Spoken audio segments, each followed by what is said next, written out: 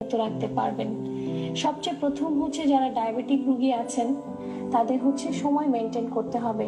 আমি সবসময় আমার রোগীদেরকে বলে থাকি যে ডায়াবেটিস মানেই হচ্ছে এটি একটি ক্লক ডিজিজ, অর্থাৎ আপনি যদি ঘড়ির কাঁটার সাথে নিজের খাবারগুলোকে মেনে চলতে পারেন সেই ক্ষেত্রে অনেক সহসাই কিন্তু আপনি রক্তের ব্লাড সুগারকে নিয়ন্ত্রণ করতে পারবেন। কিন্তু অনেকের একটি ভুল ধারণা হচ্ছে যে শুধু ভাত আর রুটি কম খেলেই মনে হয় ডায়াবেটিস নিয়ন্ত্রণে থাকবে। এটি কোনো কোনো ক্ষেত্রে কিন্তু অনেক ধরনের জটিলতাও তৈরি করে থাকে। তাই রক্তের শর্করাকে খুব সঠিকভাবে নিয়ন্ত্রণের জন্য সকালের খাবারটিকে আপনি অবশ্যই 8টা থেকে 8:30টার মধ্যে শেষ করে ফেলবেন।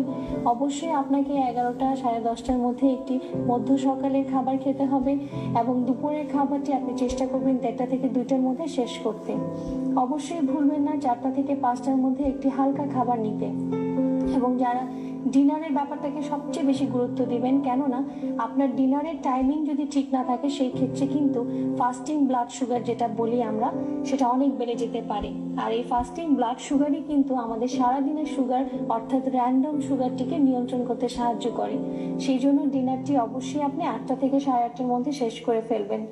অবশ্যই ভুলবেন না রাতে শোয়ার আগে অর্থাৎ 10টা থেকে 10:30টার মধ্যে আরেকটি খাবার নিতে। সাধারণত যারা ইনসুলিন নেয় তাদের জন্য এই খাবারটি অনেক বেশি জরুরি, কেননা ইনসুলিন যারা নিচ্ছেন তাদের কিন্তু অনেক সম্ভাবনা থাকে মধ্যরাতে অর্থাৎ 2টা থেকে 3টার দিকে বা ভোর রাতের দিকে হাইপোগ্লাইসেমিয়া হয়ে যাওয়ার, যেটা খুবই মারাত্মক এবং ঝুঁকিপূর্ণ। এবং এই ক্ষেত্রে আমরা শোবার আগে সবসময় সাজেশন দিয়ে থাকি রোগীকে দুধ বা দুধ জাতীয় কোনো খাবার, যেমন সেটা টক দই হতে পারে। সুতরাং আপনি ডায়াবেটিস রোগীদেরকে আজকে এটাই বলতে চাই যে খাবার শুধুমাত্র নিয়ন্ত্রণ না, মিষ্টি খাবার অ্যাভয়েড করলেই শুধু হবে না। ডায়াবেটিসকে প্রপারভাবে নিয়ন্ত্রণ করতে হলে আপনাকে খাবারের সময়টাকে অবশ্যই মেনে চলতে হবে।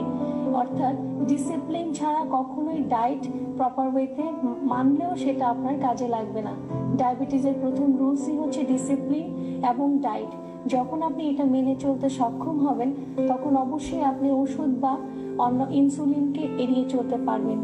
আর যখন ডায়েট এবং ডিসিপ্লিন আপনাকে শুধুমাত্র সাহায্য করতে পারছে না তখন হয়তো আপনি মেডিসিন বা ইনসুলিনের প্রয়োজন হবে।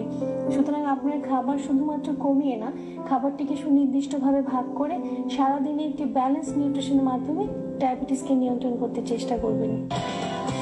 প্রিয় দর্শক।